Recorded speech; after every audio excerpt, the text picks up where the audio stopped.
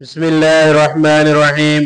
اگر کوئی شخص صحابہ کرام کو برا بھلا کہے، ایسے شخص پر اللہ رب العزت اور معصوم فرشتوں اور تمام لوگوں کی لعنت ہوتی ہے۔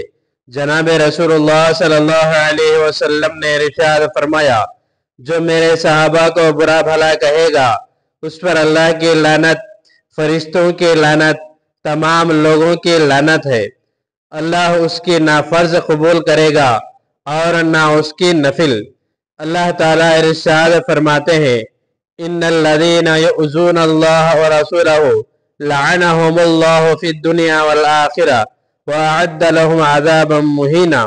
جو لوگ اللہ اور اس کے رسول کو تکلیف پہنچاتے ہیں، اللہ نے دنیا اور آخرت میں ان پر لعنت کی ہے اور ان کے لیے ایسا عذاب تیار کر رکھا ہے جو ذلیل کر کے رکھ دے گا۔ دوسری آیت میں ہے، اِنَّا كَفَيْنَاكَ الْمُسْتَهْزِئِينَ، یقین رکھو کہ ہم تمہاری طرف سے ان لوگوں سے نمٹنے کے لیے کافی ہے جو تمہارا مذاق اڑاتے ہیں۔ رسول اللہ صلی اللہ علیہ وسلم نے فرمایا، جو صحابہ کرام کو برا بھلا کہے ان پر لعنت ہے۔ جب تم دیکھو ایسے لوگوں کو کہ جو میرے صحابہ کو برا بھلا کہتے ہیں تو تم ان پر لعنت کرو۔ میری امت کے بدترین لوگ وہ ہوں گے جو میرے صحابہ پر جرأت کریں گے۔ رسول اللہ صلی اللہ علیہ وسلم نے ارشاد فرمایا، سنن ترمذی کی حدیث ہے، میرے صحابہ کے بارے میں کچھ کہنے سے اللہ سے ڈرو۔ میرے پیچھے میرے صحابہ کو نشان تعین مت بنانا۔ جو ان سے محبت کرتا ہے وہ میری محبت کی وجہ سے ان سے محبت کرتا ہے، اور جو ان سے نفرت کرتا ہے وہ مجھ سے نفرت کی وجہ سے ان سے نفرت کرتا ہے۔ جو انہیں تکلیف پہنچاتا ہے وہ مجھے تکلیف پہنچاتا ہے، اور جو مجھے تکلیف پہنچاتا ہے وہ اللہ کو تکلیف پہنچاتا ہے، اور جو اللہ کو تکلیف پہنچاتا ہے تو اللہ تعالیٰ اسے قریب ہی پکڑ لے گا۔ صحیح البخاری کی حدیث ہے، حضور صلی اللہ علیہ وسلم نے ارشاد فرمایا، میرے صحابہ کو برا بھلا مت کہا کرو، کیونکہ اگر تم میں سے کوئی شخص احد پہاڑ کے برابر بھی سونا خرچ کر دے تو وہ ان میں سے کسی کے ایک مد بلکہ اس کے نصف تک کو بھی نہیں پہنچ سکتا۔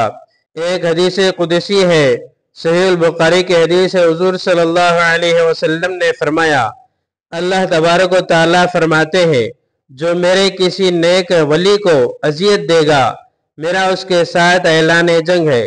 اللہ تعالیٰ جس سے جنگ کرے تو نعوذ باللہ یہ تو ہو ہی نہیں سکتا کہ کوئی خالق کائنات کو شکست دے سکے۔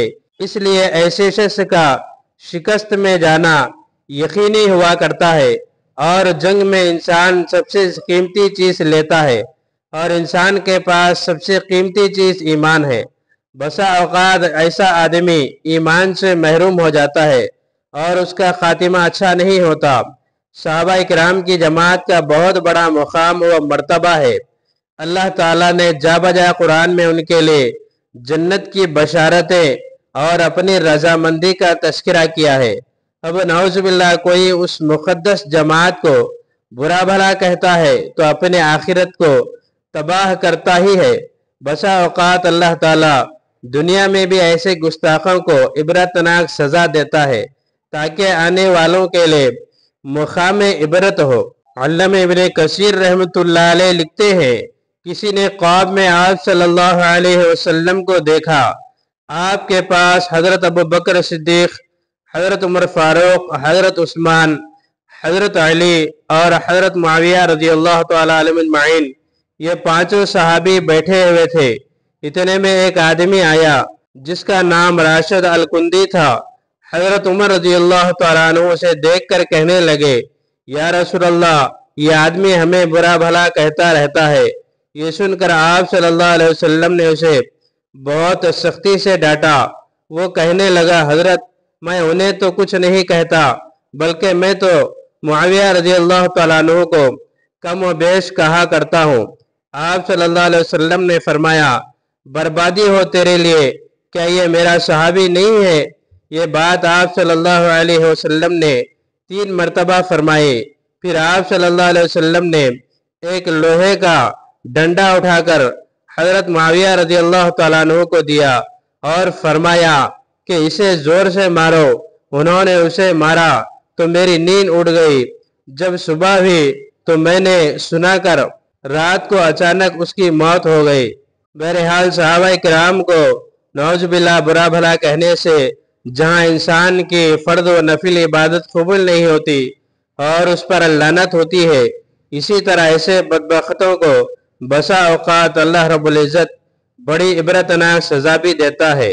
انسان ہمیشہ اس مقدس جماعت کا تذکرہ عقیدت و محبت کے ساتھ کرے اور ان کی لازوال قربانیوں کو یاد کر کے ان کے حق میں دعا گو رہے اور ان کے طفیل اپنی بخشش کا امیدوار رہے۔ اللہ تبارک و تعالیٰ سے دعا ہے مجھے اور آپ کو تمام مسلمانوں کو عمل کرنے کی توفیق عطا فرمائیں۔ اس طرح کے اور ویڈیوز کے لیے ہمارے چینل کو سبسکرائب کریں، بعدوں میں لگے بیل آئیکن کو پریس کریں، زیادہ سے زیادہ شیئر کریں۔